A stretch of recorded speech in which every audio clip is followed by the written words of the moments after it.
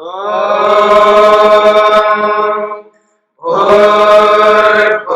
स्वः तत्सवितुर्वरेण्यं भर्गो देवस्य धीमहि धियो यो नः प्रचोदयात्।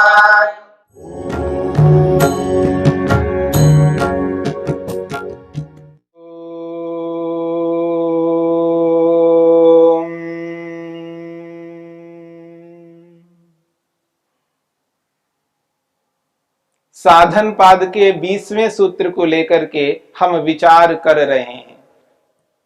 महर्षि पतंजलि ने इस सूत्र में आत्मा के स्वरूप को, दृष्टा के स्वरूप को स्पष्ट किया है। दृष्टा दृशि मात्र शुद्धोपि प्रत्ययानुपश्य। महर्षि वेदव्यास ने आत्मा को मन से पृथक बताया है, मन से अलग बताया है। आत्मा मन के समान नहीं है। स बुद्धे न स्वरूपः, वह आत्मा बुद्धि के समान नहीं हो सकता। क्यों नहीं हो सकता? उसके कुछ कारण स्पष्ट किए हैं। पहला कारण बताया है, आत्मा सदा ज्ञाता होता है, पर मन कभी जानता है और कभी नहीं जानता है। ज्ञाता अज्ञाता रहता है। दूसरा कारण बताया है, बुद्धि यानी मन परार्थ होता है। मन सदा परार्थ होता है, स्वार्थ कभी नहीं हो सकता, अपने लिए कभी नहीं हो सकता। और आत्मा जो है वो सदा स्वार्थ होता है, अपने लिए होता है। आत्मा कभी दूसरों के लिए नहीं होता। हां, जहां कहीं भी हमें ये प्रतीत होता है कि आत्मा अपने लिए नहीं करता है, दूसरों के लिए करता है, जैसे कहा जाता है ये बहुत बड़े परोपकारी है, अपने को ना देखते हुए अपने आप को समर्पित कर देता है दूसरों के लिए, दूसरों का ही कल्याण करता है। जहां कहीं भी ऐसा होता है तो समझ लेना वहां पर वैसा करता हुआ वो बाहर का सुख नहीं लेता है, वो आंतरिक सुख लेता है, आध्यात्मिक सुख लेता है, मानसिक सुख लेता है। आंतरिक सुख के लिए ऐसा कल्याण करता है। और ऐसे कल्याण करता हुआ यदि उसे आंतरिक सुख नहीं मिलता तो इस प्रकार का कल्याण कोई भी नहीं कर सकता।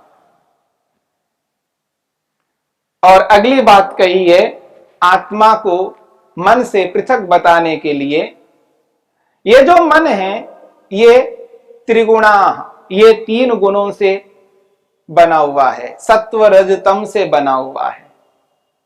और त्रिगुण होने से अचेतना इति, ये अचेतन है, जड़ है। और आत्मा कैसा है तो उसके लिए स्पष्ट किया है, गुणानाम तु उपद्रष्टा पुरुषः इत्यतो न स्वरूपः। और ये जो आत्मा है ये किस प्रकार है? गुणानाम तु उपद्रष्टा, वो तो सत्व रज तम से उत्पन्न हुए जितने भी पदार्थ हैं, उन पदार्थों की जितना भी ज्ञान मन लाता है, उस ज्ञान को उपद्रष्टा, समीप रह करके केवल देखता है, दृष्टा के रूप में है। गुणानाम तो उपद्रष्टा पुरुषः, ये जो आत्मा है केवल उस आए हुए ज्ञान को समीप रह करके देखता है। और मन कैसा है? सारा का सारा उत्पन्न ज्ञान मन में आ रहा होता है, अपने में धारण करता है। मन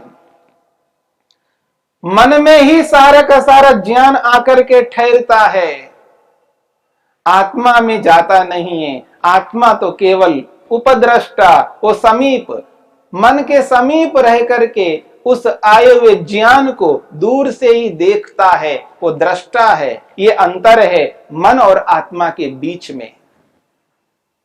इसलिए कहा जा रहा है इत्यतः न स्वरूपः, इसलिए आत्मा मन के समान नहीं है। महर्षि वेदव्यास कहते हैं अस्तु किम विरूपा इति,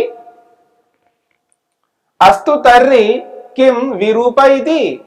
आत्मा स्वरूप नहीं है तो क्या उससे भिन्न है? विरूप का मतलब है उससे सर्वथा भिन्न है। तो कहते हैं न अत्यंतम विरूपा इति, वो आत्मा सर्वथा भिन्न नहीं हो सकता, कुछ तो मिलता जुलता है, सर्वथा भिन्न नहीं हो सकता, अत्यंत विपरीत नहीं हो सकता। इसलिए कहा न अत्यंतम विरूपा, वो अत्यंत विरूप भी नहीं है। कस्मात, क्यों नहीं है? तो कहते हैं शुद्धोपि असौ प्रत्यय अनुपश्यतः। वो कहते हैं शुद्धोपि असौ, असौ आत्मा, ये जो आत्मा है कैसा है? शुद्ध, ये शुद्ध है, पवित्र है, निर्मल है। प्रत्यय अनुपश्य, वो प्रत्यय को जो ज्ञान आता है बस उसको समीप रह करके देखने वाला होता है, इस कारण से। और जब वो समीप आकर के देखता है और वो अपने आप को उस जैसा मान बैठता है, यही अंतर है, प्रत्यय अनुपश्य। इसी बात को स्पष्ट करते हुए महर्षि वेदव्यास कहते हैं प्रत्ययम बोद्धम अनुपश्यति, बोद्धम प्रत्ययम अनुपश्यति। बुद्धि में आए हुए ज्ञान को वो देखता है। अनुपश्यति, इस बात पर ध्यान देना, वो समीप रह करके देखता है। जो जो ज्ञान बुद्धि में आता है, यानी जो जो ज्ञान मन में आता है, बोद्धम प्रत्ययम अनुपश्यति, बुद्धि में आए हुए ज्ञान को बस केवल देखता है। वो ज्ञान आत्मा में प्रवेश नहीं करता है, आत्मा में प्रविष्ट नहीं होता है, बस समीप रह करके देखता है। बोद्धम प्रत्ययम प्रत्ययम अनुपश्यति, तम अनुपश्यन अतदात्मा अपि तदात्मक इव प्रत्यवभासते। तम अनुपश्यन, उस ज्ञान को देखता हुआ, अतदात्मा अपि, अतदात्मा अपि तदात्मक इव प्रत्यवभासते। और जो जो ज्ञान मन में आता है, जैसा ज्ञान मन में आया है, जब आत्मा उसके निकट से उस ज्ञान को देखता है, उस स्थिति में वो जो ज्ञान आया हुआ है मन में, वो आत्मा उस ज्ञान के समान न होता हुआ भी उस ज्ञान जैसा दिखता है। इस बात को इस रूप में जान सकते, अतदात्मा अपि तदात्मक इव प्रत्यवभासते। जैसे एक व्यक्ति दर्पण के समक्ष खड़ा है, दर्पण के सामने खड़ा है, और जब वो देखता है दर्पण में, तो ये जो शरीर है पूरा उसका शरीर वो दिखाई देता है। और जो शरीर दिखाई देता है, इस बात को समझने का प्रयत्न करना। आंखों से वो जो रूप है, वो रूप मन के पास पहुंच जाता है। ये जो प्रक्रिया है, उस प्रक्रिया को आपके समक्ष रखता हूं। दर्पण में जो चित्र दिखाई देता है, उसको आंखें ग्रहण करती है। ये जो रूप आया है, दर्पण के अंदर जो रूप आया है, उस रूप को आंखें ग्रहण करती है, आंखें उसको पकड़ लेती है, यानी नेत्रेंद्रिय जो है उस रूप को ग्रहण कर लेती है और उस रूप को ले जाती है मन के पास, और वो रूप मन के अंदर विद्यमान है, उस रूप का चित्र मन के अंदर विद्यमान है, उस रूप का ज्ञान मन के अंदर विद्यमान है, और आत्मा उसके निकट है। और उसके निकट आत्मा ने उस रूप को देख करके वो ऐसा अनुभव करता है, वो रूप ही मैं हूं,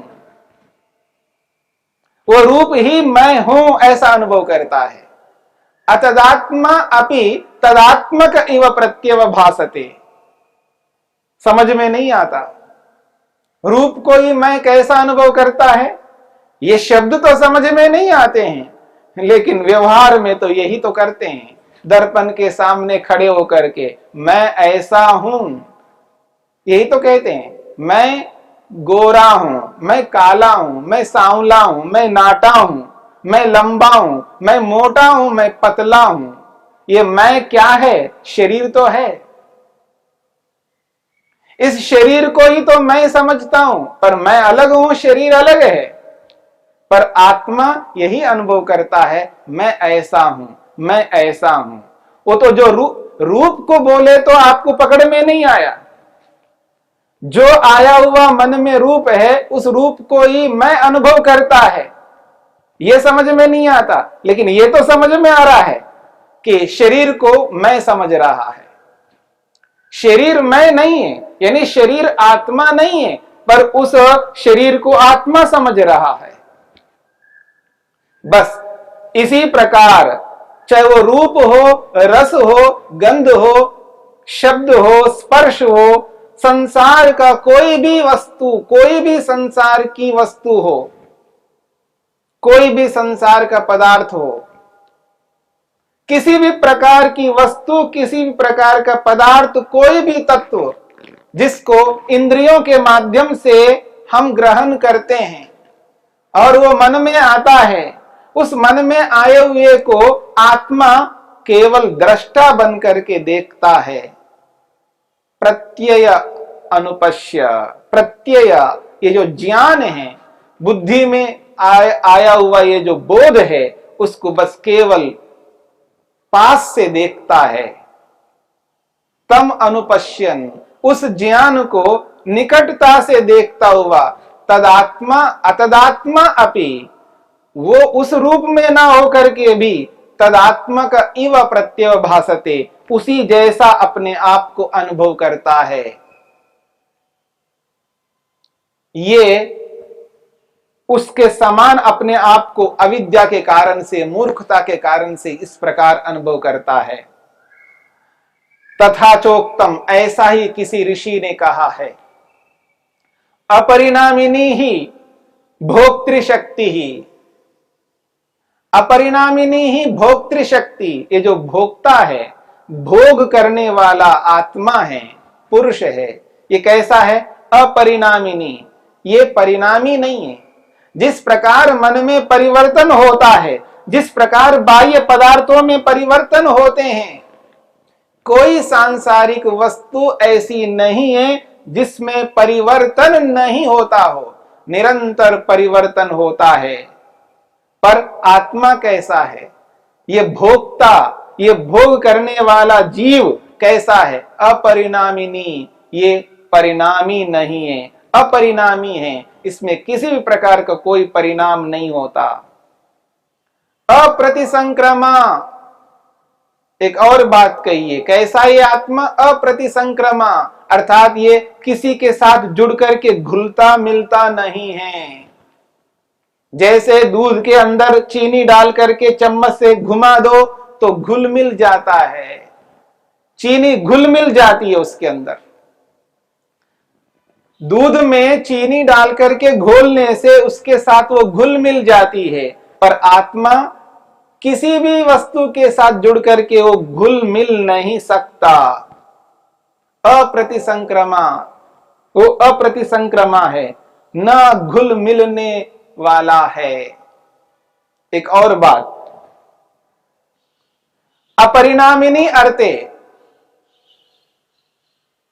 प्रतिसंक्रांता इव तद्वृत्तिम अनुपतति।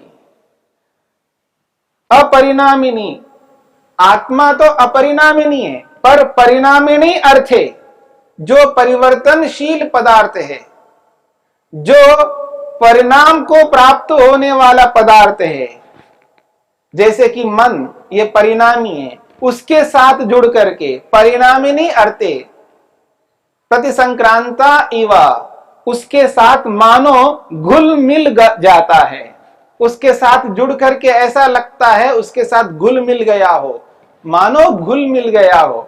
घुलता मिलता नहीं है, लेकिन ऐसा प्रतीत होता है। जब उसके साथ जुड़ करके मानो घुल मिल गया हो, तब तद वृत्तिम अनुपतति, उस वृत्ति को, उस ज्ञान को देखता है जो उस मन में आया हुआ है। रूप रस गंध स्पर्श से संबंधित जो भी ज्ञान है उसको देखता है, और देख करके वो यही अनुभव करता है, मैं ऐसा हूं। यही अविद्या है। तद्वृत्तिम अनुपतति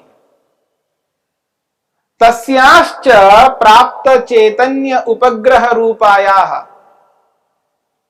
बुद्धिवृत्ते अनुकार मात्रतया बुद्धिवृत्ति अविशिष्टा ही ज्ञान वृत्ति इति आख्यायते। होता क्या है, जब आत्मा मन के निकट है, या यूं कहिए मन आत्मा के निकट है, तो मानो आत्मा के कारण से मन चेतनवत हो जाता है।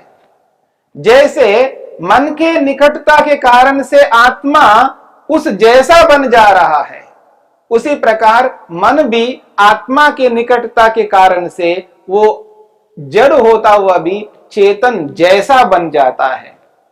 उसी बात को लेकर के यहां पर स्पष्ट किया जा रहा है। तस्याश्च प्राप्त चैतन्य उपग्रह रूपायाः, उस मन के आत्मा के निकटता के कारण से मानो चेतन जैसा बन करके बुद्धिवृत्ते अनुकार मात्रतया, उस बुद्धिवृत्ति, उस मन में आया हुआ उस ज्ञान के अनुकार, उसके अनुरूप होकर बुद्धिवृत्ति अविशिष्टा ज्ञान वृत्ति रीति आख्यायते, जो आत्मा को ज्ञान हो रहा है वो ज्ञान बुद्धिवृत्ति अविशिष्टा, बुद्धिवृत्ति के समान हो रहा है।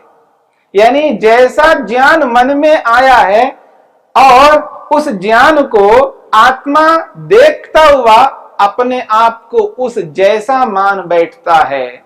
जैसे शरीर को देख करके अपने आप को शरीर मानता है, ठीक इसी प्रकार रूप रस गंध स्पर्श शब्द नाना प्रकार के ज्ञान जब मन में आते हैं, उनको देखता हुआ अपने आप को उन जैसा मान बैठता है। यही अविद्या है। यह है कुछ उस आत्मा का मन के साथ समानता दिखाई दी, अत्यंत विरूप नहीं है, कुछ तो उसके साथ जुड़ा हुआ है। सत्ता की दृष्टि तो समानता है, पर निकटता के कारण से आत्मा अपने आप को जड़ समझने लगता है, अर्थात रूप रस गंध स्पर्श के साथ जुड़ करके अपने आप को उस जैसा मान बैठता है। यानी जैसे शरीर को देख करके शरीर को और अपने आप को अलग नहीं मान पाता है, ठीक इसी प्रकार रूप रस गंध स्पर्श शब्द समस्त विषयों को देखता हुआ अनुभव करता हुआ अपने आप को उनसे पृथक मान नहीं पाता है। यही वृत्ति सारूप्यम है। वृत्ति को और अपने आप को, उस ज्ञान को और स्वयं को अलग न मानना, यही यहाँ पर स्पष्ट किया जा रहा है। यही अविद्या है। इस अविद्या को दूर करना हम सबका परम कर्तव्य है।